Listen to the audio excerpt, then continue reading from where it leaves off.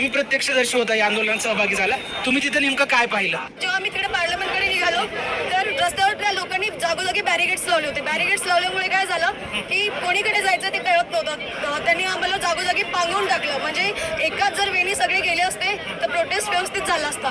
पण तिथे 4 भाग झाले. कोणी म्हणजे आम्ही इथले नसल्यामुळे आम्हाला रस्त्याचं नाव नाही माहीत, पण 4 वेगवेगळ्या डायरेक्शननी लोक निघाले आणि सगळं काही पीसफुली चालू होतं. परंतु पार्लमेंट 150 मीटर राहिलं होतं, तेवढ्यात तिथे लाठीचार्ज सुरू झाली. पोलिसांनी मुलींना आणि महिलांना मारल्याचा आरोप होतोय, त्यात किती तथ्य आहे? तथ्य आहे.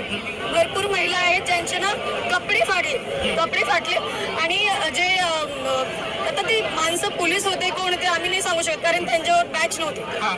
पण त्यांच्याकडे वरती पोलिसांची होती. त्यांनी अक्षरशः महिलांना कमरेचं खाली बोलून लाथा मारून पळवले. मी असं नाही म्हणते की सगळे पोलीस तसे होते, भरपूर चांगले पोलीस पण होते ज्यांनी आम्हाला म्हटलं की बाळा तुम्ही बाजूला होऊन जा, तुम्ही याच्यात लागून जाईल. कारण आणि त्याच्यात मला म्हणायचं आहे की गोटे जे आहे दगड ते दोन्ही साईडनं मारण्यात आले. पहिले पोलिसनी मारले, नंतर मुलांनी पण मारले. पण मला म्हणायचं आहे की आम्ही जे आहोत आंदोलन करते जे युवक आहोत ते घरून आले.